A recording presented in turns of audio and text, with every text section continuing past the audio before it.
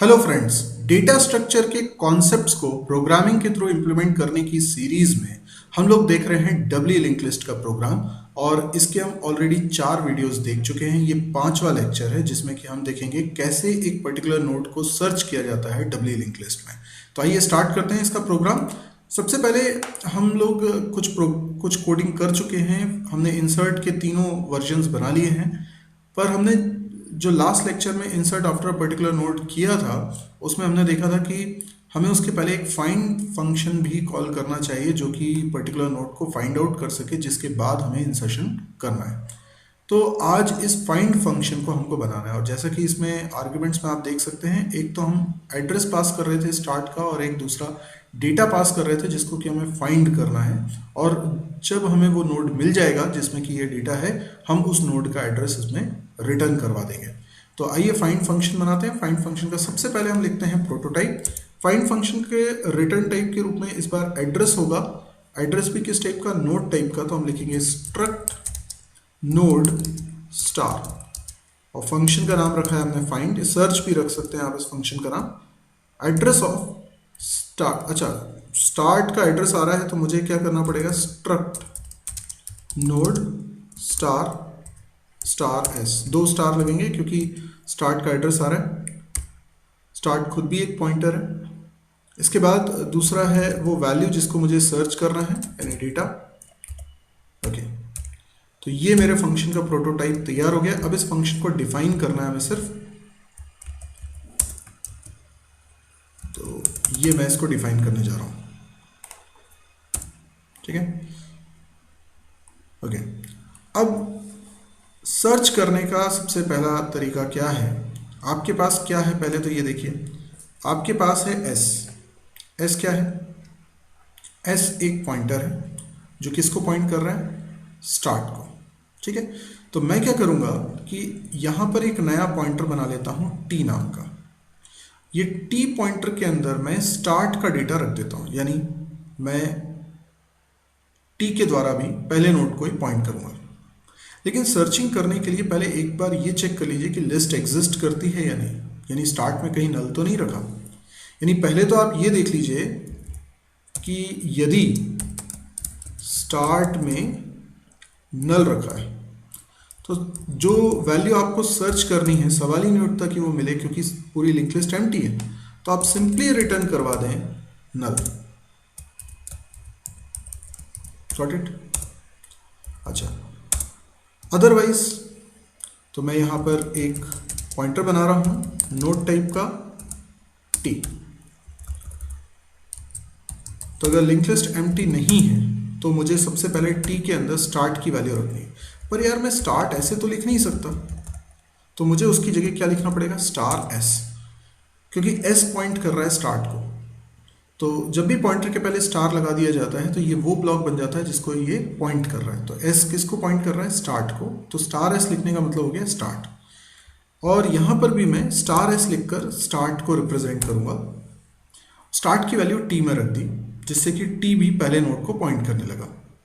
अब मुझे वो नोड तलाशना है जिसमें कि डेटा रखा है, यानी जो भी यूजर ने डेटा पास किया होगा वो डेटा मैच कराना है नोड के अंदर, इन्फो के अंदर रखी वैल्यू में। तो मुझे एक लूप चलाना है, कब तक? जब तक कि लिस्ट के सारे नोड्स विजिट ना हो जाए। तो मैं एक लूप लगाता हूँ। लूप में लिखता हूँ जब तक टी के अंदर नल नहीं आ जाता, ठीक है, तब तक मैं इस लूप को चलाता रहूँगा।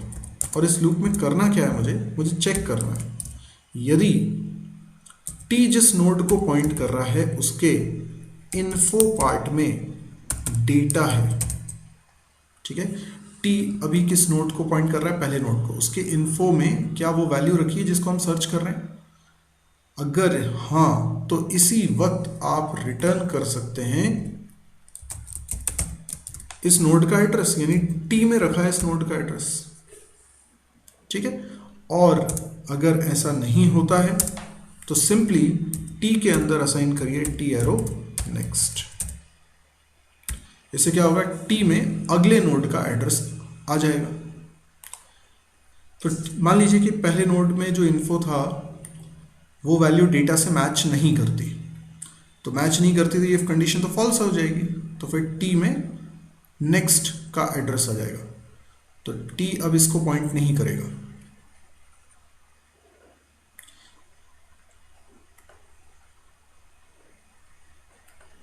बल्कि वो पॉइंट करेगा अब सेकेंड नोड को। अब मान लीजिए सेकेंड नोड के इन्फो पार्ट में भी डेटा नहीं है, वो डेटा नहीं है जिसको आप सर्च कर रहे हैं, तो फिर इफ कंडीशन फिर से फॉल्स हो जाएगी और टी के अंदर टी एरो नेक्स्ट आ जाएगा।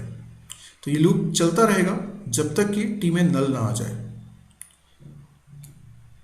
या फिर हमें वो नोड ना मिल जाए जिसमें कि वो डेटा है। तो अभी फिलहाल क्या हुआ, मान लीजिए ये भी डेटा मैच नहीं करता है, तो टी अब किसको पॉइंट करने लगेगा, टी पॉइंट करने लगेगा तीसरे नोड को। और मान लीजिए ये लास्ट नोड है और इसका इन्फो भी मैच नहीं करता है, ठीक है, तो इफ कंडीशन फिर से फॉल्स हो जाती है, तो टी में क्या आ जाएगा, टी एरो नेक्स्ट।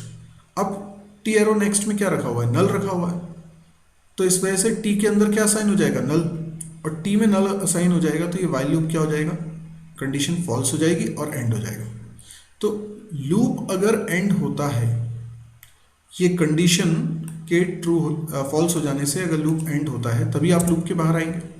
देखो अगर डेटा मिल जाता तो पहले ही रिटर्न हो जाते, लूप के बाहर आने की तो बात छोड़िए, ये फंक्शन ही एंड हो जाता।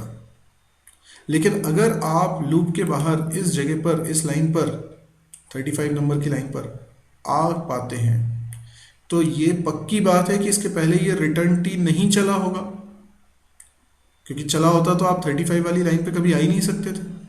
तो यहाँ पर अगर पहुंचे हो तो इसका मतलब है कि लिंक लिस्ट में नोड नहीं मिला है जिसमें वो डेटा रखा हो, और लिंक लिस्ट पूरी हमने विजिट कर ली, एक एक नोड देख लिया, हमें नहीं मिला, तो हम क्या करें, रिटर्न नल, दैट्स इट। ये हमारा फंक्शन बनके तैयार हो चुका है। तो इस तरीके से हम लोग फाइंड फंक्शन बना सकते हैं। अब ये वीडियो अगर आपको पसंद आया तो आप इसे लाइक कर सकते हैं। यदि इस तरह के और वीडियोस देखने में आप इंटरेस्टेड है तो इस चैनल को जरूर सब्सक्राइब करिए, ताकि जब भी कोई नया वीडियो पब्लिश करो तो उसका नोटिफिकेशन आपके पास आ जाए। इसके अलावा मेरी वेबसाइट www.mysirji.com ज़रूर से विजिट करिए, क्योंकि यूट्यूब पे मेरे 1 से अधिक चैनल हैं और बहुत सारे वीडियोस उसमें पब्लिश कर चुका हूँ। हो सकता है अभी आपने उनको ना देखा हो। वहाँ पर आपको C++, जावा, PHP, MySQL, data structure, DBMS, campus preparation, advance जावा, बहुत सारी चीज़ें मिलेंगी। इनके पूरे कोर्स मिलेंगे, थ्योरी लेक्चर्स भी हैं और प्रैक्टिकल लेक्चर्स भी हैं, प्रोग्राम्स भी हैं, उनके वीडियो सॉल्यूशंस भी हैं। इसके अलावा नोट्स भी हैं, टेक्स्ट कंटेंट भी है, प्रोजेक्ट्स भी हैं, कैंपस प्रिपरेशन से रिलेटेड ऑब्जेक्टिव क्वेश्चंस भी हैं, इंटरव्यू क्वेश्चंस भी हैं। तो काफ़ी कुछ कंटेंट आपको इसमें मिलेगा और डेली एक नया वीडियो इस साइट पे मैं पब्लिश करता हूँ। और भी बहुत सारी चीज़ें जैसे कि लाइव क्लासेस यूट्यूब पे लेता हूँ, तो उसकी जानकारी भी आपको इसी साइट पे मिलेगी। तो इस साइट को ज़रूर विजिट करें, बुकमार्क करके रखें और रेगुलरली विजिट करें। इससे आप अपडेटेड रहेंगे और इसमें सारा कुछ कंटेंट हिंदी में है, वीडियोस फ्री हैं। तो आपको अगर लगे कि ये बहुत काम की साइट हो सकती है, बहुत सारे लोगों के काम की हो सकती है, तो प्लीज़ आप इसको शेयर ज़रूर करिए, क्योंकि शेयर करके आप बहुत लोगों की मदद कर सकते हैं। तो आप अपने फेसबुक वॉल पे इस वेबसाइट का लिंक पेस्ट कर दीजिए, या व्हाट्सएप ग्रुप्स में लोगों को बता सकते हैं, अपने दोस्तों को बता सकते हैं। तो यदि आपको लगे कि ये इतनी फ्रूटफुल है तो आप डेफिनेटली ऐसा शेयर ज़रूर करिएगा। Thank you.